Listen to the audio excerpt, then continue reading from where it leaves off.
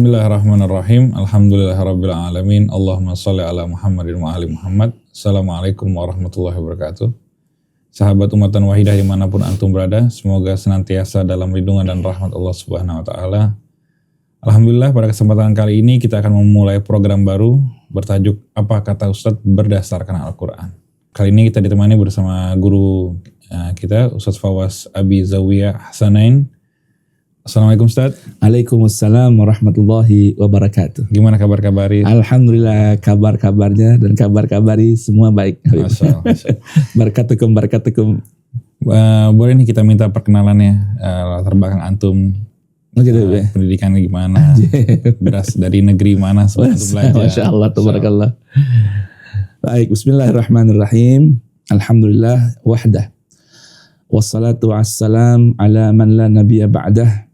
Sayyidina Muhammadin wa alihi wa man tabi'ahu wa nasarahu wa walah. La hawla wa la quwwata illa billah. Subhanaka la ilma lana illa ma'allamtana. Innaka antal alimul hakim. Wa la hawla wa la quwwata illa billahil aliyyil azim. Rabbi syrah li sadri wa yassir li amri. Wahlul uqdatan min lisani yafqahu qawli. Rabbana atina min ladunka rahmah. Wa hayyi lana min amrina rasyada. Rabbana zidna ilman hablana hukman allimna min ladunka ilman tawaffana musliman wa alhiqna bis salihin wa akhiru da'wana alhamdulillahi rabbil alamin. Pertama, Al-Fakir Fawaz Abi Zawiyah Hasanain yang biasa disebut dengan tambahan TGM, Bib. Masya Allah. Ya. Katanya artinya Tuan Guru Muda. Dahsyat itu gelar mudanya itu. Mudanya itu, Bib. Kita bukan ambil Tuan Gurunya, Bib. Ada yang mudanya itu. Satu gelaran yang diberikan tokoh-tokoh cendekia di negeri Melayu sana. Katanya buat orang yang masih muda, tapi ada ilmunya kayak gitu. Yang dahsyat sepertinya itu. Doa aja doa. Tuan Guru panggilannya gitu kan. Cuman karena ada mudanya kita ambil, Bib. Kalau teman-teman Guru doang gak usah kita pakai. Cukup Fawaz Abi Zawiyah saja Ahsanain. Al-Fakir, Bib. Kalau bahasa tadi pertanyaannya berasal dari mana? Kita ini, Bib, kelahiran Jakarta. Abah Betawi, turunan Cirebon. Umi ana ya Sumatera, Minang dan Jambi. Kalau orang Minang, saya punya suku, Bib. Kalau antum Malatas, ana si Kumbang. Begitu marga ya, marga atau suku di daerah Minang. Al-Fakir background belajar, setelah belajar dari level dasar madrasah Manarul Islam di Jakarta Selatan, Al-Fakir lanjut ke pesantren di Jawa, Bib. Pernah mengambil lah keberkahan-keberkahan lewat khidmah di dalem. Jadi abdi dalamnya para kiai, Bib, di antaranya Pesantren Langitan, Sarang, kemudian Nurul Haramain Pujon Malang, dan juga beberapa pesantren-pesantren Jawa lainnya. Itu emang senangnya melanglang, Bib, sama hikmah, senangnya ngabdi sama melanglang, jalan-jalan. Kemudian habis itu, Bib, melanjutkan langlang buananya ke kota Tarim, Hadramut, Yaman. Dulunya sih daftarnya, Bib, ke Mekah, ke pesantrennya Said Muhammad bin Ali Al-Maliki di Rusaifah. Cuma kebetulan ayahanda Walid Buya Ghazali Musannif menginginkan kita ke Hadramut dulu. Itu ya, alhamdulillah sih dari Hadramut tetap bisa tiap tahun mendapatkan undangan dari Abu Said Muhammad bin Ali Al-Maliki, keberkahan guru kami Kiai Haji Muhammad Ihya Ulumuddin atau dikenal dengan Abi Ihya di Malang, karena kita sudah pernah daftar ke sana. Akhirnya tiap tahun dapat undangan dari Abu Ya atas hisab Abu Ya. Nah, tiap tahun bisa berhaji dari Hadramaut sambil bisa ambil keberkahan khidmah dan ambil sedikit-sedikit tapi ilmunya Abu Ya Said Muhammad Al-Maliki. Habis itu Al-Fakir melanglang buana cari keberkahan di daerah Kedah, Malaysia, di pesantrennya Syekh Nikmat di daerah Kedah. Kemudian ke Babalah Sarah di daerah Fatani. Habis itu sekarang saya banyak waktu, Bib, ngambil ilmu dari satu guru Al-Fakir yang sama dengan antum Al-Atas juga, marganya. Antum marganya ya. Yaitu buat saya itu murabi saya lah ya saat ini di sini, yaitu Ustadz Hussein bin Hamid bin Alwi bin Hud Al-Atas. di daerah Cibubur. Kebetulan kita di Cibubur nih. Anu juga deh. Kayak saya lihat sering bareng sama beliau tuh di channel Ummatan Wahidah ini. Alhamdulillah Al-Fakir, terima kasih. Jazakumullah ahsanal jaza. Barakallahu fikum. Berkenan diajak bergabung di sebuah kanal YouTube ya. Yang belum tahu nih apakah ini namanya TV atau ke apa atau ke podcast. Tapi sebuah kanal yang bernamakan Ummatan Wahidah ya, yang menyimbolkan sebagai simbol umat yang satu. Dan kajiannya yang saya perhatikan dan saya dengar, saya lihat itu Ustadz Husain bin Hamid ini, Ustadzuna Umrabi Ruhina, beliau menyampaikan ajakan kepada umat manusia untuk bersatu di bawah panduan yang satu, yaitu Al-Quran. Jadi nggak salah nama kanal ini atau channel ini, Ummatan Wahidah, umat yang satu dengan pandu yang satu, ya, yaitu Al-Quran. Masya Allah. Terima kasih Al-Fakir sudah diundang kemari bisa berbagi. Kita juga berbahagia kedatangan antum luar biasa nih. Kita masih lebih lagi. Cerah banget ini. Ya, salam adanya ya. Kayak neon. Ada neon-neonnya ya. Nah, jadi Al-Fakir gembira dan sekarang Al-Fakir doakanlah berhikmah membuka sebuah madrasah ya, level RA dan MI. Doakan semoga bisa berkembang. Amin. Ya, Madrasatul Quran Al-Musannif di daerah Bilangan Haji Nawi atau Haji Syahrin, Gandaria Utara, Kebayoran Baru. Di situ juga ada menampung para mahasiswa, level mahasiswa ya, mahasiswa yang tergabung dalam Institut Quran Ummatan Wahidah juga, atau dikenal dengan Umdah Institute. Mereka Senin sampai Jumat mengaji bersama Al-Fakir bareng-bareng, mengkaji kajian Quran, ya, ilmu hadis dan yang lain-lain, ulumul Quran, ilmu syariah. Kemudian Jumat, Sabtu, Ahad mereka kuliah. Jadi kayak asrama mahasiswa lah gitu. Nah itu, kemudian Al-Fakir ada sedikit padepokan kajian tiap Sabtu bernama Zawiyah Bubur Subuh di masjid yang dibina oleh Kakenda Guru Haji Musannif atas perintah guru beliau Habib Ali bin Abdurrahman Al-Habsyi Kuitang zaman dulu ya. Masjid Jami' Nurul Yakin. Di situ ada zawiyah kita bernama Bubur Subuh, bedah ilmu, tadabbur Quran selepas subuh. Biasa tiap Sabtu. Pengisi-pengisinya ya diantaranya Ustadz Husain bin Hamid bin Hud Al-Attas, kemudian Ustadz Hamzah bin Atas Al-Attas, dan Al-Fakir bersama beberapa asatidz lain, undangan dari luar ya. Kalau yang rutin misalnya Ustadz Hamzah, Ustadz Husain dan Al-Fakir. Nah, ada jemputan lagi di Sabtu berikutnya, ada Ustadz Abu Bakar Ar-Rasal Habsyi kita undang, Ustadz Alfan Sunardi Al-Hafiz juga kita undang, dan beberapa tokoh-tokoh lain. Begitu Habib. Itu habis itu sisanya ngaji deh. Ngaji. Siapa tahu dapat ilmu, karena pesan Abina Ihya mazilta taliban. Pokoknya selamanya harus menjadi pencari ilmu. Ini pun sekarang antum kasih tempat di sini sambil kita cari ilmu bareng-bareng ya. Kita lihat bagaimana Al-Qur'an memberikan panduan buat kita dalam setiap permasalahan yang akan kita kaji di atau bincangkan di mana di program ini. Apa kata Ustadz berdasarkan Al-Quran, supaya kita terbiasa berucap, bersikap, bertindak dan mengambil sebuah statement berdasarkan panduan Al-Quran. Itu sih harapan Habib. Diskusi kita mudah-mudahan membawa berkah. Amin. Nah, apa kira-kira pembahasan pertama kita nih Ustadz? Ya karena pembahasannya apa kata Ustadz berdasarkan Al-Quran, ya kita kenal Al-Quran dulu ya. Kita kenal Al-Quran. Boleh begitu ya. Nah, insya Allah begitu Bib. Kita mulai dengan baca Fatihah boleh gitu ya? Boleh. Seperti biasa ya. Kita baca Ummul Quran dulu ya. Baik. Bismillahirrahmanirrahim. Kita mulai dengan membuka program yang begitu berkah ini di channel YouTube yang mudah-mudahan diberkahi Allah Subhanahu wa taala. Ummatan Wahidah, untuk Islam, umat yang satu, untuk umat Islam yang satu di bawah panduan yang satu, yaitu Al-Qur'anul Karim. Ala hadhihi wa kullu niyatin salihah. Al-Fatihah. A'udzu billahi as-sami'il 'alim minasy syaithanir rajim. Bismillahirrahmanirrahim. Alhamdulillahi rabbil alamin.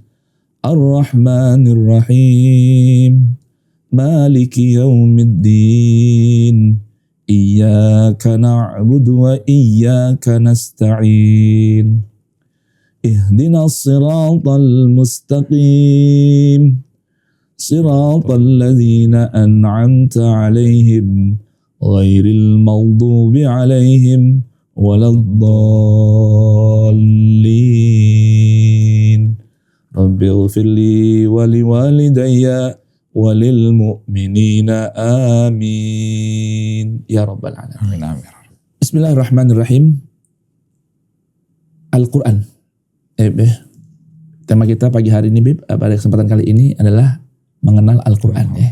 Karena program kita apa kata Ustaz berdasarkan Al-Quran. Nah, karena ujungnya berdasarkan Al-Quran, tema kita, maka kita terlebih dahulu mesti kenal apa itu Al-Quran.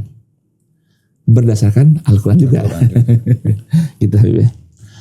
Nah, kata Quran dalam Al-Quran itu, Bib, terulang lebih kurang 69 kali. Kata Quran. Hurufnya Qaf, Ra, Hamzah, Alif, dan Nun. Quran. Kata Quran, akar katanya, ya, akar kata dari Quran ini dari kalimat Qur'ah. Qur'u. Qaf, Ra, dan Hamzah.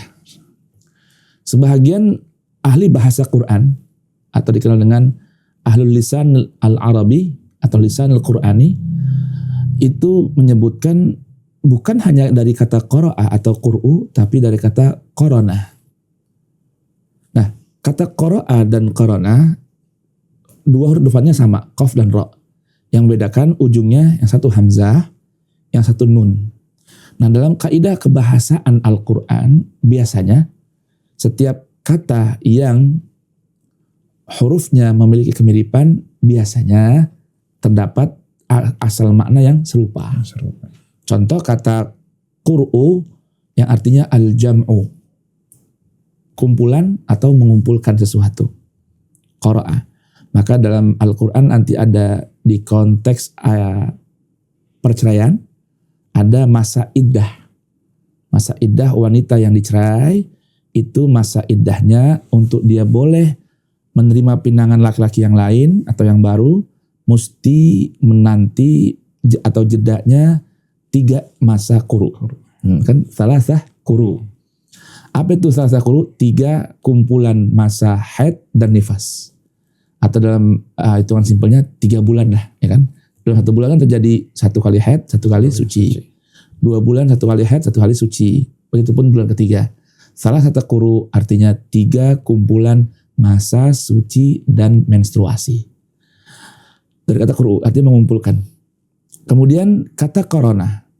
Korona diterjemahkan artinya teman sejati, soulmate. Artinya yang selalu membersamai. Makanya kita terdapat di dalam diri kita ada korin, kan? Korin, ya. Nah, malaikat yang selalu membersamai kita. Nah, itu namanya korin. Nah, arti korona artinya selalu menyertai, membersamai. Antara kumpul dengan bersama kan mirip, ya kan? Yeah. Ngumpul bareng, membersamai juga bareng, gitu kan? Nah, subhanallah, Allah subhanahu wa ta'ala dalam Al-Quran memberi nama untuk kumpulan firman sucinya tentunya dengan banyak nama. Yang paling populer adalah Quran. Bahkan dalam surah Ar-Rahman, Allah subhanahu wa ta'ala ketika memperkenalkan dirinya bahwa dia adalah Ar-Rahman, apa profesinya? Apa peran dan tugasnya? Allamal Quran, yang mengajarkan Al-Quran. Walaupun nama-nama lain selain Quran itu banyak, bahkan ada satu nama kitab, itu lebih banyak lagi terulang dalam Al-Quran, ya. Al-Kitab, ya, atau kitab Allah ini di Al-Quran disebutkan sekian kali, lebih dari 200 kali, ya, untuk menunjukkan kumpulan ayat-ayat Allah, kalam-kalam Allah yang ditulis dan dirangkum dalam sebuah buku atau bahasa kita celulu di clipping, ya kan? Jadi ditulis di atas lembaran kertas, ya, ataupun disebutkan katanya juga kulit-kulit binatang lalu dikumpulkan jadi satu, sebuah kitab. Itulah sebuah kitab. Jadi arti kitab kumpulan lembaran-lembaran yang di atas lembar itu terdapat tulisan. Nah, Kitabnya Allah berarti kumpulan lembaran, kata-kata sahifah atau suhuf, lembaran-lembaran suci berisikan kalam-kalam Allah yang maha suci dalam sebuah kitab. Itu selain Al-Quran. Ada lagi namanya Nur, ada lagi namanya Hudan, ada namanya Zikr, ada namanya Zikra, ada namanya Mubin, ada namanya Bayyinah, ada namanya Mubayyinah, dan lain. Menggambarkan apa? Kalau dalam istilah orang Arab lagi nih, ya, dalam istilah kaidah orang-orang Arab dalam berdialektika, kasratul asma tadullu ala syarafil musamma. Banyaknya nama, ya, menunjukkan kemuliaan si pemilik nama itu. Itu tentunya nama-nama yang indah, ya. Nama-nama yang bagus. Kalau nama-nama yang jelek, pembohong, pendusta, apa namanya, pencuri, penipu, ya, itu berarti nama-namanya tidak baik. Makanya muncul kaidah kasratul asma tadullu ala syarafil musamma ghaliban. Secara umum gitu, Bib. Nah, tadi kembali ke kata Quran. Jadi Quran diambil dari kata qara'a, artinya kumpulan. Nah, terjemahnya kita apa artinya? Qara'a itu bacaan. Qira'ah bacaan. Nah, dalam grammar ilmu sharaf, ya, apa perpindahan tata bahasa, ada kata kerja, ya kan? Ada kata benda, itu wazannya ikut timbangan katanya berbunyi qara'ah, yaqra'u, qira'atan wa Qur'an. Nah, kata Qur'un atau qira'ah, ya, qira'ah ini atau qara'ah artinya kumpulan huruf yang dilafazkan yang mengandung makna. Itu arti bacaan. Bahkan dalam bahasa kita pun sama. Apa itu bacaan definisinya? Kumpulan huruf yang tersusun mengandung arti. Contohnya M-A-K-A-N, M-I-N-U-M, makan dan minum. Kumpulan huruf. Ada M, ada A, ada Kaf, ada A, ada N. Tapi tersusun menjadi makan. Dan mengandung makna. Kalau susunan terbalik aja, bisa berubah makna atau hilang maknanya.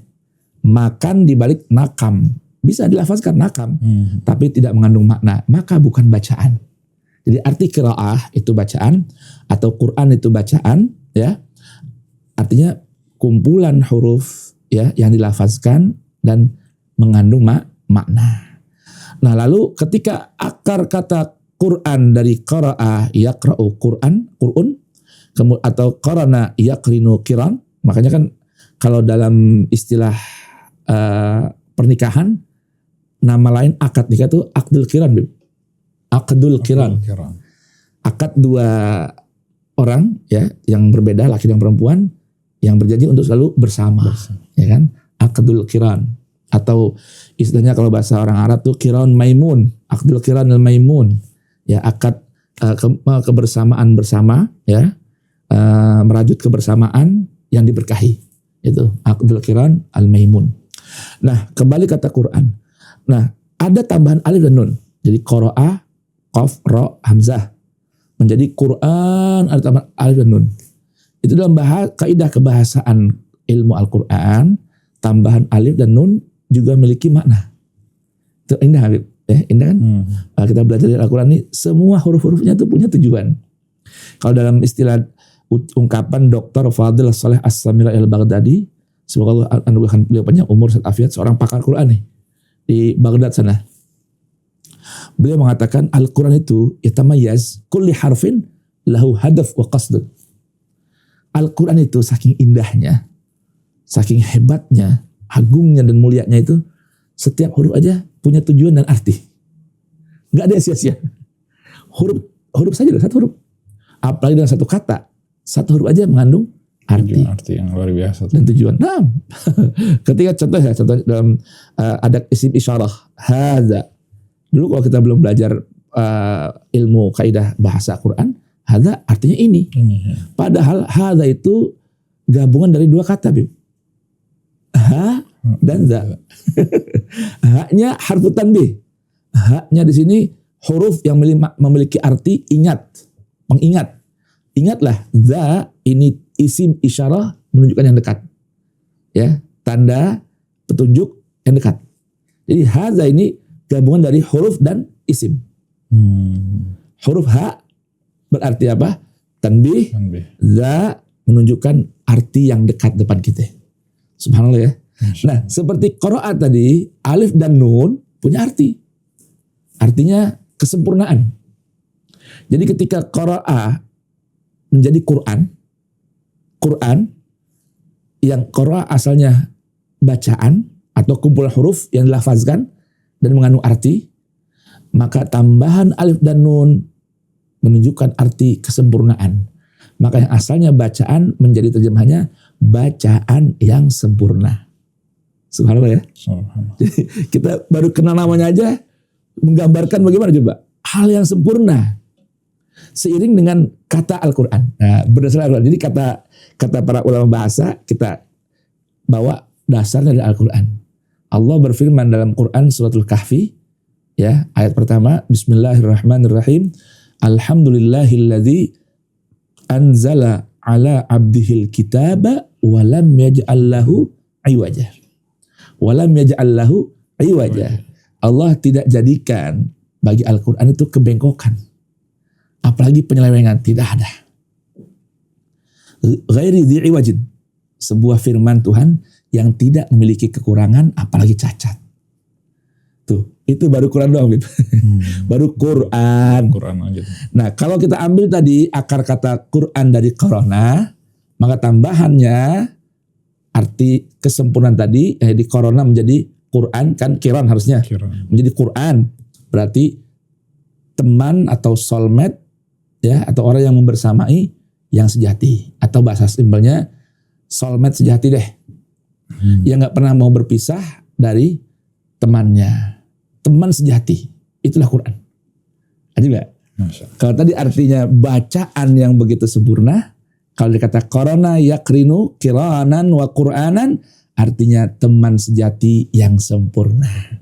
Kan tentunya kita semua kalau punya teman, anak mantu berteman nih, bahkan kita sama orang tua kita kan, kalau sudah meninggal dunia terpisah kan? Nggak ada dong kita mau saking soulmate-nya gitu. Tenang Bib, antum meninggal duluan, anak teman di kuburan. Kan itu bahasa basi semua kan. Kalau udah meninggal, masa mau di kuburan? Gak ada yang mau dong. Nah, Quran itu Bib, teman sejati. Bahkan menjadi teman penghibur di alam kubur. Ayat Quran menjelaskan hal itu semua. Begitupun riwayat-riwayat hadis yang sejalan dengan Al-Quran. Dahsyat Al-Quran ini. Bacaan yang sempurna, teman yang sempurna. Teman yang menyertai kita yang gak akan berpisah selama-lamanya. Dengan catatan kita pun di dunia berteman dengan dia. Kita jadikan Quran sebagai soulmate, maka Quran akan menjadi soulmate. Sejak teman-teman dunia meninggalkan kita di alam kubur, di liang lahat, sampai hari kebangkitan, bahkan Al-Quran akan mengantarkan kita masuk dalam surganya Allah Subhanahu wa ta'ala. Itu, makanya dibilang teman sejati. Itu baru Quran. Lalu kalau ada tambahan alif dan lam, Al-Quran, maknanya nambah lagi, Bib. Kalau biasanya antum kan belajar bahasa Inggris ada terjemah the ya, TH ya. Nah, itu al juga itu artinya the. Maka artinya al itu litaksis. Maka ketika kita terjemahkan Al-Quran artinya satu-satunya bacaan yang sempurna. Satu-satunya bacaan yang sempurna. Quran surah Yunus, ya, ada ungkapan dari Al-Quran itu begitu indah. Famadza ba'dal haqqi illa dhalal. Famadza ba'dal haqqi illa dhalal. Nama dari Al-Quran adalah Al-Haq, yang maha benar dan benar pastinya. Yang pasti benar dan benar pastinya. Itu Al-Haq. Selain nama Allah Al-Haq, Al-Quran juga Allah beri nama Al-Haq. Ya, karena memang ketika Allah adalah zat yang maha benar, ya, benar, tidak mungkin salah, real, sesuai fakta dan data, dia Allah Al-Haq, maka seluruh firman-Nya juga adalah Al-Haq. Maka famadza ba'dal haqqi illa dhalal. Apakah ada setelah Al-Quran yang maha benar? Tidak ada, kecuali kesesatan. Karena satu-satunya kebenaran adalah Al-Quran. Setelah kebenaran gak ada lagi kecuali kesesatan. Itu satu-satunya. Ya kan? Al-Quran satu-satunya bacaan yang sempurna. Selain Al-Quran, dari seluruh bacaan yang ada di tengah kehidupan kita semua, itu tidak dijamin kebenarannya. Kalaupun buku hadis, buku fikih, buku sejarah mau dianggap benar, pastikan ada kesesuaiannya, ada dasarnya dalam Al-Quran. Kalau nggak ada, ya berarti nggak dijamin dong kebenarannya. Karena tidak ada setelah kebenaran kecuali kesesatan. Gitu, Masya Allah. Itu baru kata Quran doang tuh ya, yang dibedah. Subhanallah. Itulah gambaran ayat-ayat itu banyak tuh ya. Ayat banyak. Contohnya dalam Quran surah Al-Waqi'ah, ya kan? Kita dengarkan Allah berfirman, innahu laqur'anun karim fi kitabin maknun la yamassuhu illal mutahharun tanzilum mir rabbil alamin. Kenapa Al-Quran disebut dengan satu-satunya bacaan yang sempurna, neraca ukur kebenaran yang pasti, dan satu-satunya yang benar? Karena memang tanzilun min rabbil alamin, diturunkan langsung dari sisi Allah subhanahu wa ta'ala, pencipta alam semesta. Dan Al-Quran tentunya punya tujuan, ya, diturunkannya untuk apa? Nah, nanti Al-Quran akan menjelaskan, ayat-ayatnya akan beritahukan pada kita apa saja tujuan Al-Quran diturunkan di tengah umat manusia. Begitu Habib. Masya. Gitu. Dahsyat dari Quran itu dibedah, begitu banyak makna yang bisa kita ambil. Nah, itu. Karena kita kan memang gurunda kita Ustaz Husain bin Hamid ini kan diantara pokok perjuangannya kan ingin membunyikan Al-Quran kan, agar Al-Quran menjadi sebuah panduan hidup bagi setiap manusia dari manapun asalnya, apapun golongannya, apapun stratanya. Quran jadikan acuan. Makanya perlu kita edukasi melalui program yang antum miliki ini, Masya Allah Bib, ya, melalui kanal atau channel Ummatan Wahidah ini, kita perkenalkan ya pada kita semua ini apa itu Quran, supaya kita punya percaya diri dengan Al-Quran, bahwa Al-Quran lah satu-satunya panduan. Nah, Insya Allah setelah sesi berikut ini kita akan bedah beberapa ayat suci Al-Quran yang menunjukkan tentang tujuan atau peran Al-Quran diturunkan di tengah kehidupan manusia. Alhamdulillah kita telah mendengarkan penjelasan dari guru kita tentang apa itu Al-Quran, definisi Al-Quran, berdasarkan Al-Quran. Insya Allah kita akan melanjutkan sesi berikutnya tentang tujuan Al-Quran.